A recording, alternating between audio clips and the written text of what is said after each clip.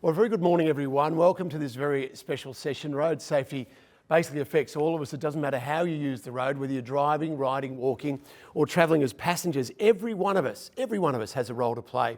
So thank you for being here and for being part of this important conversation. My name is Mark Beretta and I'm honoured to be joining the Australian Road Safety Foundation for today's panel, Every Page Matters, Choosing Safety, Changing Futures. Now, last year, 1,314 Australians were killed on our roads. That's our highest toll in over a decade. It's 1,314 stories cut short, families changed forever, and 1,314 moments that won't happen. Over the past 5 years, that number has risen by more than 16%. At the same time, most Australians believe they're making safe choices on the road, even while admitting to behaviours that put lives at risk. That disconnect is where the danger really lies at the moment. This year's Fatality Free Friday theme, Every Page Matters, is a powerful reminder that every life on our roads is a story still being written, and the decisions that we make determine what that story continues and how it looks like, and quite often it can be lost in a split second. Today, we're bringing together voices from across the road safety landscape, those working to prevent trauma, those who see its impact up close, and those using their platforms to drive that important change. It's not always an easy conversation, but it's an essential conversation, because behind every statistic is a person, a son, a daughter, a parent, a friend, and behind every choice is the power to save a life. So let me introduce our special panel today. Firstly, and we're led by Russell White, founder and chair of the Australian Road Safety Foundation, a national leader in road safety, education and advocacy, and Russell knows this area so well. Lou O'Brien, MP, federal member for Wide Bay, and a long-standing advocate for road safety, including as the co-chair for the Parliamentary Friends of Road Safety Group. Riley Batt, Paralympian and AAMI ambassador, who brings a passionate voice to this conversation and a strong commitment to safer roads as well. And Zsuzsa Zelenay from Scania, representing a global leader in transport safety and innovation, and the critical role that industry plays in protecting lives on our roads. So each of our panellists brings a very unique and an important perspective, and I've got no doubt their insights will challenge, inform and inspire us and make us think twice about the way we use the road. So let's get started. Riley, if I can go to you first up to get things going. When we talk about Every Page Matters, we're really talking about lives and not just statistics. From your experience over time, what does road trauma look like beyond the headlines that we see? Yeah, I think all of us obviously see the headlines and we see that 1,314 unfortunately tragedies this year alone, and it's terrible. But what they don't see is the trauma, I guess, outside the headlines, where as a AAMI brand ambassador, I've also set up this a little thing with our claimants where I'm trying to mentor these claimants who have been catastrophically injured or been permanently injured in life through road trauma, whether they were the driver or whether they were the passenger or whether they've been just walking along the road or on a bike. These claimants, I see firsthand the hardship they've gone through. It's not just a couple of weeks of being in rehab or in hospital, it's ongoing. It could be 3 years down the track where it's affecting them mentally, it's affecting not only them, it's affecting their family, it's affecting their community, and it's hard to see. So being able to mentor these people where we can help them physically and mentally to live a more fulfilled life. But it's not a good thing to see. I don't like having new claimants come through and be able to mentor them, but I do love being able to, I guess, help these claimants and help these families, whether it be mothers, fathers, ongoing to live a more fulfilled life and make our, I guess, roads safer in the long run as well. Yeah, that knock-on effect that you talk about is enormous, isn't it? Lou, I want to ask you, and this puts, I guess, more of a focus on what we're doing, but in your electorate, there was a recent crash involving an unlicensed 14-year-old. Now, that left multiple people injured at the time, right? That's a horrific accident that happened there. What do you find the challenges that we're facing in changing people's attitudes? Thanks, Mark. Look, I mean, it's all about attitudes. It really is. I mean, we've got to build good infrastructure and adopt technologies within motor vehicles that are going to make them safer. But at the end of the day, if somebody's ignoring fatigue, if they're distracted while they're driving, they haven't got the experience to drive, the fatalities are still going to happen. I was a police officer before I was a member of parliament, and I did accident investigation. So when something like that happens, I know exactly what it looks like, what it feels like in the community, and we really have to do all we can to stop it. When it comes to young people, like a kid driving a car, I mean, simple things like people who have a car and those keys, I mean, we all just hang them up. But if you've got a young kid in your house, you really probably should be treating those keys like they're bullets for a gun and put them in a place where they can't be got at. Just little things like that can change, because we change a very serious situation. We had another very tragic accident where a stolen car by another kid, juvenile, killed 3 innocent people only a matter of a couple of years ago in almost the same spot that happened. So the community is reeling from these disasters, but there still has to be a change of attitude for us to change it. Yeah. Lou, Riley touched on this, but the knock-on effect, and you talk about the impact on the community, how widespread is that? How far does that reach, and what is the impact? Well, I think, usually the fatality rate is an indicator also of where your serious injuries are. And if you've got a high fatality rate, it means you've got a high serious injury rate with non-fatal accidents. So right at the moment, we're seeing this spike in fatalities. It will be accompanied by a lot of other accidents that see people seriously injured, and that affects a lot of people in a lot of communities. But once again, we all have to, a lot of people, they believe that they're doing the right thing and they don't speed or they don't drink drive, but the little things like fatigue or distraction, mobile phones. Before I left the police, I investigated a couple of fatalities where people had been on the phone. And I had to speak to the person who was on the other end as it happened. And that's becoming, with mobile phones in everybody's life so often, people just don't think, that, oh, look, having a quick glance at the phone, I'm not touching it, I'm not using it, but it's still there as a distraction. And people have got to change their attitudes and be aware of it. Susa, heavy vehicles, it's your industry, you're well aware of safety and what the road conditions are out there for our heavy vehicles. What are the key issues for you at the moment, or how does the heavy vehicle industry approach this area of road fatality? I think what we need to understand is heavy vehicles are big. So people around the vehicles and in the vehicles need to understand how they speed, how they stop, how they maneuver, how much space they need. The biggest issue that we see in the industry and on the road is people are actually not aware of the vehicles. From an industry point of view, I think we got 3 big buckets that we need to address. One is the vehicle safety, such as OEM manufacturers as us, what we do with the technology in the vehicle, both active and passive, from the cab, testing the cabs when they roll over to make sure that the driver is actually safe and can survive, but also what the driver can see around the vehicle. That's one bucket. The other one is educating the public about, don't just suddenly stop in front of a truck or a bus, give them space. They do need space. And the other one is really to educating the drivers in the truck of how to enable the safety systems that we have in the vehicles.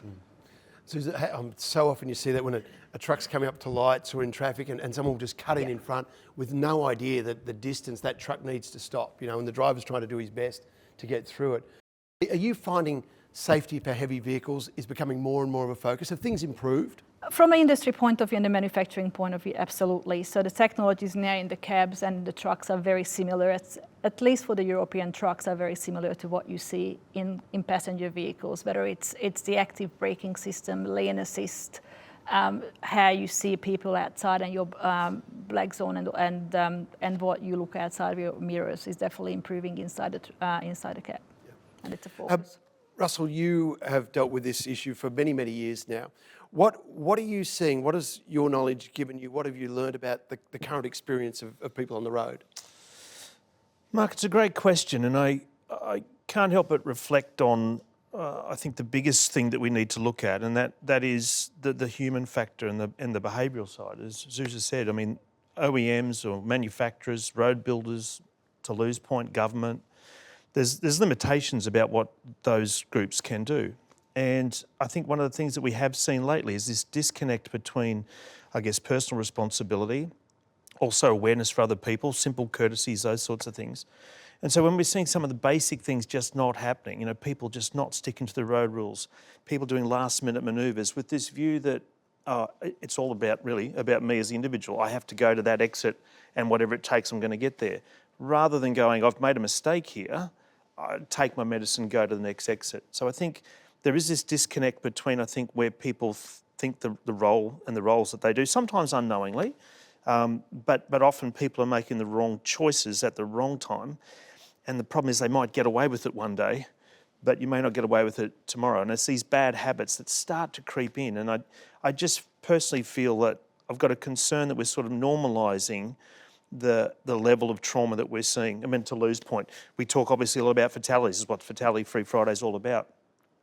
But also, as Riley mentioned, you've got this chain reaction of physical, mental, social displacement as a result of it. So it's a massive problem. I think, and it is, as we say all the time, it's about putting the keys to road safety in our hands as individuals. What do you want people to know about turning the page on road safety? I think the big thing is that, everybody, and we deal with people every day that have been affected by road trauma, and the impact that has. If you could internalise that yourself, you would change what you do, because you can't help but speak to these families and the loss and the trauma. It's just horrific. And if you could walk a mile in that person's shoes, I think that would be one of the single biggest things, to just appreciate just what those people go through and what a bad choice might have, and how easy you could be caught up in someone else's mistake, sometimes through no fault of your own. So those choices and understanding that impact is just so important. That disconnect you speak about is very interesting. So people know what they should be doing, but they consciously don't do it. They will exceed the speed limit. They will break road rules. They will cut it fine on traffic lights, cut in front of cars. What is that disconnect all about? Well, I think something has changed since 2020. And we were possibly on that trajectory anyway, but something has altered in terms of people's views on their own level of responsibility, but also that sort of level of just thinking about other people. I think we've lost some of this community connection. And I think one of the challenges we have in road safety is that the things that we probably need to fix, you can't necessarily fix that with a road rule or with more police or with better roads or better vehicles. It comes back to that human element, and that is an attitude thing, and that's where that starts, probably even back in school. We've got to start way back there. The road safety is a melting pot for all sorts of issues, and it just happens that those things, youth crime, that ends up in our patch as well. So it's a really complex space. So dangerous driving is sort of becoming normalised. Yeah, I think it has been. I think, and again, we're just seeing people. Again, the view might be, well, I was only speeding a little bit, or I didn't really indicate, or I didn't really give way there. Oh, it's okay, nobody knows. I know this road really well. And that's, again, this habit that starts to become a daily practice, and that's where the real risk lies. Yeah. Lou, from a government perspective, what role do policy, law enforcement, governments have to play in all of this? Look, governments, obviously we fund and build the infrastructure that's needed to make roads safe. We ensure that the education programs are hitting the right spot. But, as Russell said, our road transport system is ubiquitous it penetrates into every aspect of life. And sometimes you might have a sector or a particular effect that you don't think road safety, but it does. Even a drop in living standards or economic difficulty can have an effect on how a person, whether they're buying a new car that was clapped out and should have been replaced, their frame of mind when they're behind the wheel. So I think having a minister that can coordinate road safety, particularly across all of the portfolios, and be aware when there is an issue emerging, and they can I personally think, and I'm not pitching for a job here, but I think it should be a cabinet level job, position, and one of coordination and really embedding road safety into the machinery of government. So when decisions are made, people are thinking, is this going to cause a problem on our roads, which I don't think it exists to that extent today. Riley, you as a public face and ambassador, you know the importance and the power of human-to-human contact. How do you use that to make a difference?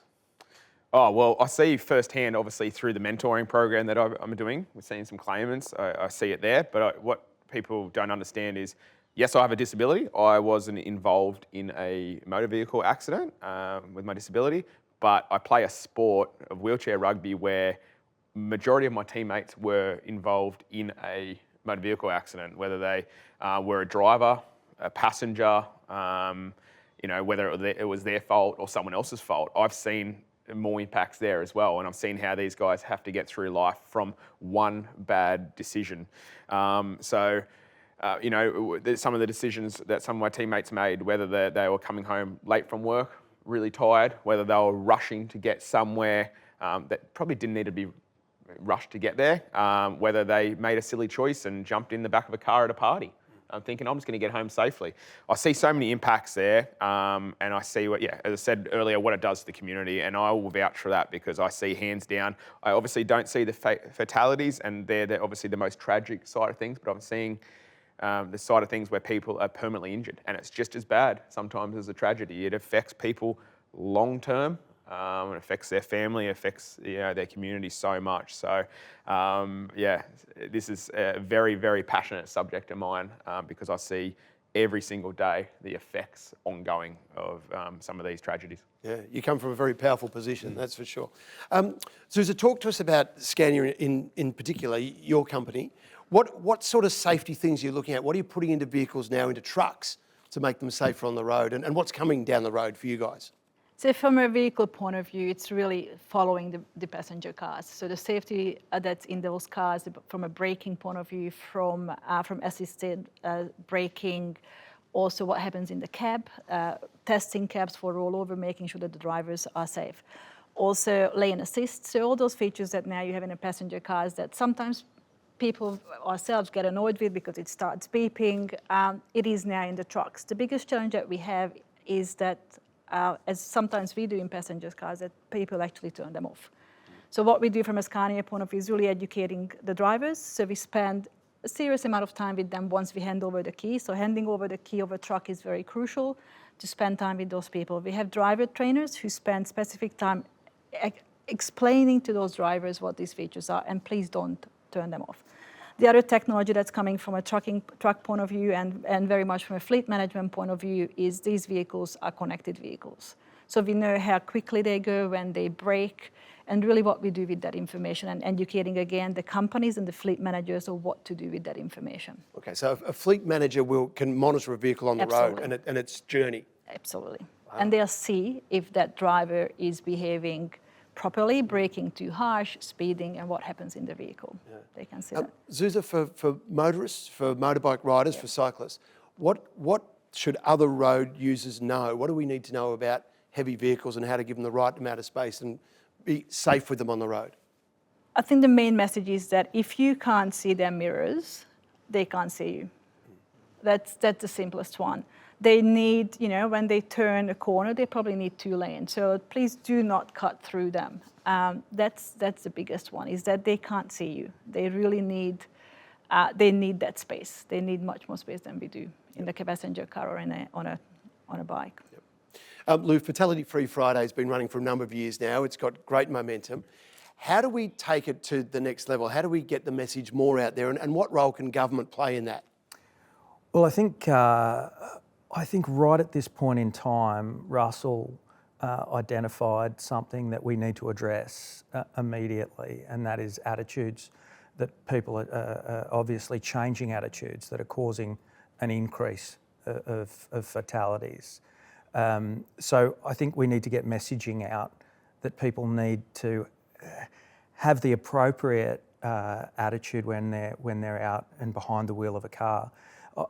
For years, road rage has been happening, and I've looked at it and I've thought, you know, if you were walking down the footpath in Brisbane and someone inadvertently stepped out in front of you, you'd go, oh, they'd apologise, you'd go, oh, no, that's okay, and you would continue on. But because people are behind the wheel of a car and in this cone of safety, for some reason society has turned to this point where they start screaming and yelling. And I think social media has actually amplified this.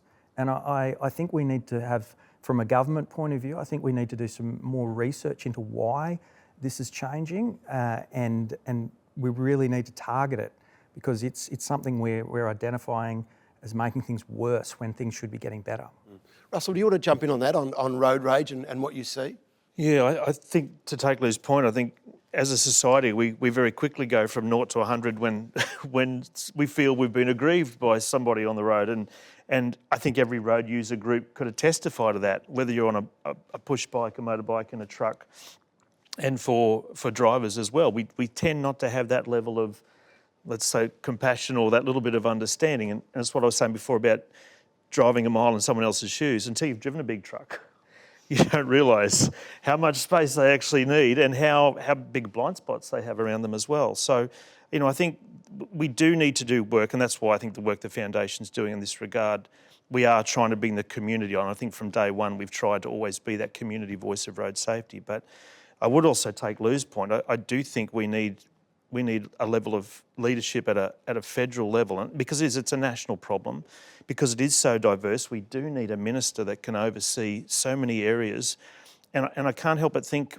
and I know there's lots of issues in the world at the moment, but if we looked at road safety through that same lens as we look at, say, a fuel crisis, sometimes massive action is happening just because, you know, there's enough, the why is big enough, and you know, I think we see regular examples of that. So we've got to somehow make road safety, make the why for that so big that we can't ignore it. And my concern is, at what level does that crisis point kick in?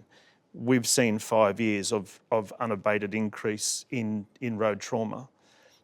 Does it take it to get to 4,000 people? Does it take it to get to 10,000 people? At what point do we finally go, this is now not acceptable, and it shouldn't be acceptable at 1,314. We've got to try and do something to turn that around, and it does need a really strong focus across so many levels. That is a big number, and it's a disturbing number, isn't it? When you actually see it there, it's 1,314 lives lost on the road, which just shouldn't have happened. Russell, 9 out of 10 Australians say that road safety messaging influences their behaviour. They actually get it. 9 out of 10 people say, when you remind me about it, I understand, but somehow that's not carrying through. Yep. What do we do? What's needed to really drive that message home? Well, I think we've got to change the narrative a little bit. We've got to try and move the needle from just thinking about road safety as just sticking to the road rules. That's definitely part of it. But we've also got to somehow bring in this level of sense of community around road use, and again understand what every other road user group is going through, what every other person's going through, and I think if we can bring that a little bit back, my view is that has to start back at school. It has to start, as early as primary school and potentially even preschool. Drip feeding road safety along the way. I think we have to definitely look at an area that's very passionate to me is work-related road safety. And trying to get organisations to understand that no matter how dangerous the job that someone's doing, whether that's pulling minerals out of the ground, whether it's military, could be anything, but the most dangerous thing that a person's going to be doing is driving to and from that site. And road trauma is the number one thing that's or vehicle incidents are causing the most number of deaths and injuries in a workplace. And so there's already mechanisms around work-related safety for us to deploy that. So I've always had that view that we need to have better education in schools and drip feed road safety all the way along, not just compress it into the learner P-plate phase. Look at what's happening in the workplace, and between those two things, eventually that can start to shift the needle. I often talk in a work sense. I can remember growing up in regional Toowoomba and be nothing to be riding your bike around on a Saturday afternoon, and you'd see people just mowing the grass just with a pair of shorts and probably thongs on. You see the same thing today, and at least they're wearing the right boots, they're wearing the right PPE gear, and that culture has come from work. So I think there is definitely a role for that. And then I think the final thing, as we've already said, I think it does need a narrative change, that we have a national level of leadership on it. Zuza, Russell talked about stakeholders, everyone being involved in this. You represent the heavy vehicle industry. What's the industry doing? What's the industry's general attitude? Are they engaged in the road safety picture? I think we are, from a number of reasons. First of all is the vehicles, but as Russell mentioned, is each of our companies have a huge fleet of either heavy vehicles or company vehicles that we all drive. I think the big shift that I've seen is that road safety is becoming corporate responsibility. Big corporations are taking that step that it is part of work safety. We do talk about it regularly as part of work safety. It is the same as having an accident at our workshops or at work, so it is crucial.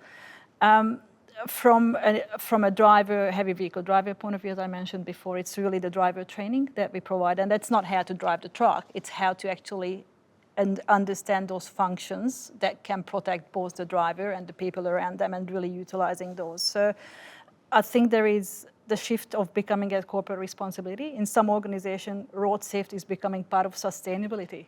From a Scania global point of view, we do report on accidents as part of our sustainability statement. So it's really becoming that bigger corporate focus to make sure that our people get home safely and people around us get home safely, because at the end of the day, that's what the most important for us. Yeah. Riley, tell us about Join the Journey, and what's the first step we can take? Oh, look, join the journey. And the first step we can take, it's pretty simple, to be honest. I think we need to realise that being on the roads, say as a motorist or even a bicyclist, is a privilege to be able to use our roads. It's not something we have to do in a way, but what we are driving are weapons. At the end of the day, they're metal shells that are going, 110 kilometres an hour at certain stages. So I think we live in a society these days where we need that hit of endorphins. We're rushing to get to the next thing. We're trying to fit as much as we can into each day. And I think it's pretty simple. The first step that someone should take is to plan their day. Don't rush to get somewhere, because that doesn't, to rush to get somewhere doesn't mean you need to take your own life or risk taking someone else's life. So if you need to get somewhere, leave 15 minutes earlier. You can arrive 15 minutes early and then relax. Check your phone then. Check your social media. Check your messages. Don't rush there checking your phone, checking your Instagram, because you want that hit of endorphins. It's pretty simple. Put your phone down, leave earlier, and then you'll get there safely and you'll have that time in your day there. Lou, you have a unique perspective as a former police officer and a legislator now, and a motorcycle rider as well. What's the one choice that you think road users could be making now to help us make it safer on the road, but also to achieve that Fatality Free Friday message? Riley just stole my answer there. Look, it does. I think everyone needs to understand that whilst this is so familiar to us, driving a car, riding a bike, a motorbike, utilising the road transport system is so familiar to us, we are engaging in what is potentially an extremely dangerous activity if done wrong. So planning, as Riley said, having the right mindset, making sure you're not fatigued, just those basics we need to get people reconnected with, and having patience when you're on the road. Just think of the other person in the car. I mean, I remember in my childhood, I had my mum had motor neurone disease, and transporting her around, we had to be driving so slowly, and people would be carrying on and swearing and this, and they didn't know that there was a terminally ill person in the car. And people should think about that when they're driving. Think, this person in this car might, have something going on, or might be in a position where your heart would absolutely, reach out. But because it's in a car, people get frustrated and angry. It's all about attitudes and getting back to the basics. Susan, what about for you? What's one thing you would like to, from the heavy vehicle industry, to see people do better on the road? Just understand that these vehicles are big. The space issue. It's, we laugh around the office. Last year we used a campaign that we need space. It's almost like a relationship. Sometimes everyone needs to walk away and need to have a bit of space. And the trucks and buses do need that space. So just keep that in mind and be patient on the road. Yeah. Russell, it's sort of like we've lost a comprehension for space on the road and for speed and the impacts of speed when it does go wrong. Mark, I think so. And I think I'll put my defensive driving instructor's hat on here. I think for most people, we would do sometimes really simple demonstrations of stopping distance, just a simple 3-second gap. And for a lot of people, they'll go, that's the most amazing thing I've ever seen. I didn't realise it took all this time. And I think that's the point. It's not until you've been on a bike, you've been in a truck. And I think that's a big gap in our education system. We don't really show people just what that's like. And I think that's something we need to try and bring back somehow, is how do we get more education around those higher order skills. I think that's one of the problems, that we're taught to drive at a certain level, but then there's nothing that advances on that in most cases. So I think that's the sort of stuff we've got to try and look at. I think also, for anyone listening at home, I think, most people are doing the right thing. Yeah. And you're probably listening going, well, I'm doing the right things. It's not all about us as well. It's about other people doing the wrong thing on the roads. And we need to be aware of that as well, because someone else's actions could affect us or our family or our friends. So you've got to be vigilant, whether someone's got road rage on the road and they're driving, silly, and it could affect us. So we need to make sure we're aware as well as motorists of other people's behaviours, because that could affect us, could affect them, could affect others. So it's not just us. Even though we're doing the right thing, it's everyone. And Riley, to your point, it's a bit like on a sporting field. You reach a level where you know the rules of the game, but you start to look at other players going, I can see they're going to go here. So it's this next level. I call it a little bit like martial arts, but I use sport a lot as an example for that, because an elite sports person is operating at a level where they can see things happening that another player may not see. And I think that's the problem we got on the road. Most people live in a little world just immediately in front of the bonnet, and they tend to drive like they're doing a join the dot drawing. It's to that roundabout, to that intersection, to that. So I think if we can start looking a little bit further ahead, and it's amazing if you start to do that, what things you might see on a road, even though you might travel it every day, you start noticing little things. So it's about looking further ahead and planning that. And as Riley said, it's about thinking of it a little bit like sport, thinking about what's strategically, what's my next move here. It's a really good point. And you've done this through driver training. You've taught people these skills. Just give us a couple of points on that. How do you bring that into young people? How do you teach people that ability to have space and that sense on the road? I think it drills down into a few aspects. One is understanding that road safety is beyond the road rules. That's the key foundation, but we then need to start looking tactically on that. And it's about raising people's awareness around, I talk a lot about things like biomechanics and posture, and even things like hand tension. If you've just got a lot of hand tension on a steering wheel, race drivers will tell you the same thing. The red mist comes down, or the white knuckle fever. But the same thing happens on the road. People are driving around with so much hand tension because they're holding themselves in the seat with the steering wheel that it actually narrows their field of vision. It stops them looking. So when we think of people, police will say drivers need to concentrate more, the picture that comes to most people's mind of a concentrating driver is this. And it's actually the polar opposite. It's controlled relaxation. So there is a technique for driving, just as there's a technique for every sport.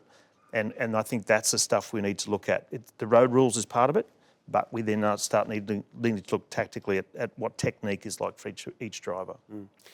Riley, to you, what would be the one thing that you would like to see today's road users do differently and do better on the road?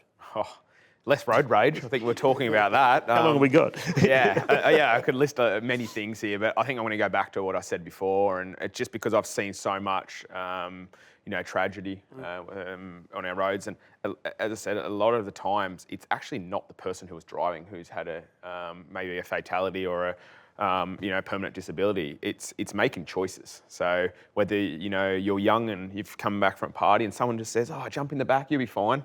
Just really think about that.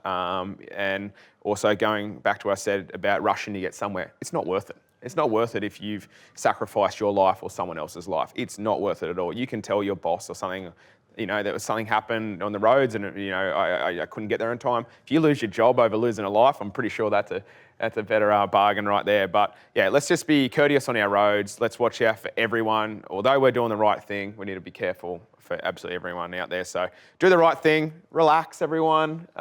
It's not a race and we don't need to check those phones. That's the one thing that I hate seeing teenagers do. Even on the way down here today, I looked in my rearview mirror, I could see that the lady behind me was looking down on her phone and I was watching her the whole time because if I'm braking, she's not going to see me. She's going to run straight up my butt and then someone's going to run up hers. So do the right thing. Easy. Good advice, good advice. Lou, you've been around roads and worked on roads all your life. What would you tell young drivers at the moment? What would be the key piece of advice you would give a young driver? Look, I think know your vehicle is an important one. And, I think everything we've covered today, I would tell a young driver. Know your vehicle, know yourself. Be prepared for the worst. Hope for the best, but be prepared for the worst. Recently, I was riding to Canberra to Parliament on my motorbike, and I'm going to give a shout out to our professional heavy vehicle drivers because they are exceptionally good. They really are, and they don't get enough praise for it in our country. But our heavy vehicle drivers are incredible. But I was on a country road, and a front steer tyre blew out on a big double-deck truck, semi-trailer. That driver knew his vehicle, he was ready for it. It came straight over onto my side of the road, but he was onto it in a second. And the only way he saved my life was because he knew his vehicle. He was extremely professional and knew his vehicle, but he was also ready for the worst if it happened. And that's what young drivers, that's the same mindset. They have to have a professional driver's mindset. I turned around and went back and said, thanks for saving my life, mate. And we had a bit of a yarn, but know your vehicle, know yourself and be ready for the worst. Mm. And that's what we're saying, Russell. It can all change in a split second, can't it? That's how quick and how fast things happen on the road. Susan, that's a good point, is that we probably don't give enough credit to our heavy vehicle drivers. They are driving every day. They're driving all hours of the day, and they are pretty darn good at what they do. They are, and sometimes they are being seen as the villain of the roads, and that's very hard for them emotionally. I think it's important to understand that they also are humans. They want to get home safely, and they want to make sure that everyone around them is safe. So it's very, very important that people do shout out to them. Yeah. And that, Russell, that's probably just a good point to sort of start to wrap us up, is that bottom line, everyone deserves to get home safely. Correct, Mark. And we just heard from Lou's example there, just in a millisecond, something goes horrifically wrong and you need every bit of skill that you can get. And, I think that's great, Lou, to have gone around and said to that guy, because that's the ultimate thing. He's really saved your life there. It was a very shaky handshake. Understandably so, too. To the pub. But I think that's, again, the type of thing we've got to look at. It's the life that's involved. And, I think... again, from Zuz's point, so often when there is an incident, if there's a truck involved, automatically we tend to think, it must have been the truck's fault, and that's often not the case. So I think it is a narrative change. It's about thinking about the human factors and thinking about the biological thing that's still behind that wheel or on that bike or crossing that road. Just on that, should we do more to know our own limits? I mean, not everyone is the same standard driver. We've all had different experience. We're not necessarily all as good as each other on the road. Do you think we appreciate our own limits and our own ability, or do we over-assess what we can get in and out of? Oh, I think we definitely over-assess what we can get in and out of. I saw Susan shaking her head. Yeah. I think the problem, Mark, is that people have the view that when you get the licence, the really good... the piece of plastic with the really good-looking photograph on it. It basically, all it says that you were assessed at one point in time, you basically knew the road rules and you basically then knew how to move the car around. it's not the end of the learning phase, it's the start. And I think, people will often say, I think anybody at any barbecue, if you said something about, there's a lot of bad drivers, everyone will go, yeah, there's a lot. What about you? Oh, no, I'm pretty good. It's all the other people. So I think we've got to understand that no matter who you are, you can always get better. There's always another level. No matter how well you know the road, you're never alone. And always be thinking a little bit, again, what we said with Riley before, it's about looking further into the future and not underestimate. I think that's probably one of the big switches we could do, is if we actually were able to admit we're actually probably not that good. We can always be better.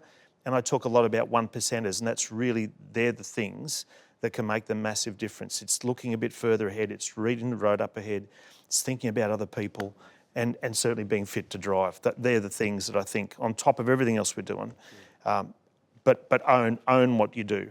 Own the time, be present, and think about just how you can be that little bit better. Yeah.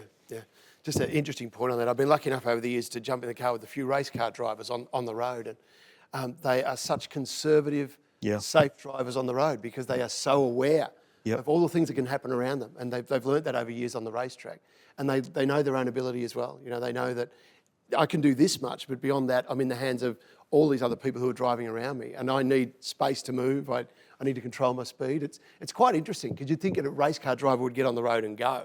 And it's complete opposite. They're hugely conservative. And Mark, for a motorsport event, I was saying this to Lee before, it's actually a safe system. So everything we try and achieve on the road, the cars are built for it, the drivers are highly trained, there's a marshal on every corner, there's medical teams. So even though they're going very quickly, it is a safe system, and that's why they can do what they do. But you're right. I've been lucky enough to work with most of my motorsport heroes, and when you talk to them, they all say the scariest thing I do is driving to the track. The track's actually easy.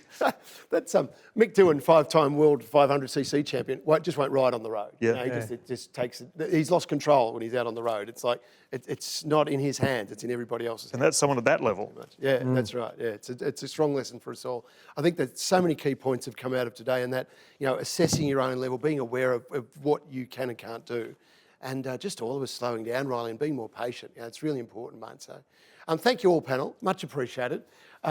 We've had great honesty, we've had great insight, and your commitment to creating safer roads, all of you, and what you do is admirable, and we appreciate it. So thank you very much, from the legislation to the heavy vehicles to Russell, all your great work, and Riley, your awesome work with your clients as well, and helping them get back on the road. Road trauma doesn't just happen to one person, or even just the numbers that are reported on the road toll. Road trauma has a much larger, a very much more lasting impact on families. It impacts communities and the people who carry those experiences, as Riley said, with them for a long, long time afterwards. It can be years afterwards.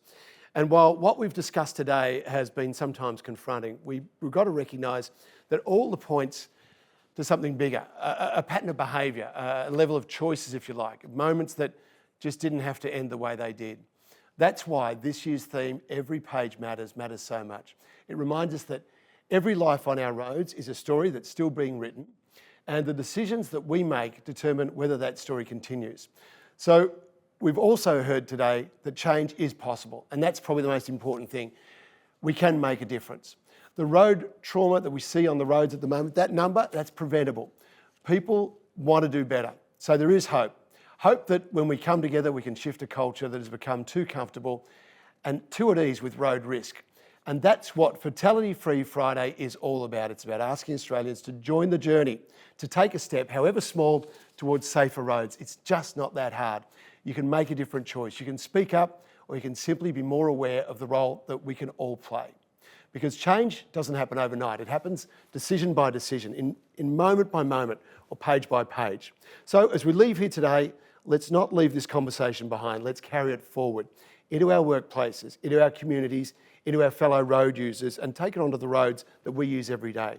Let's be the reason that someone gets home safely. And by turning the page on road risk, we can help write a better ending.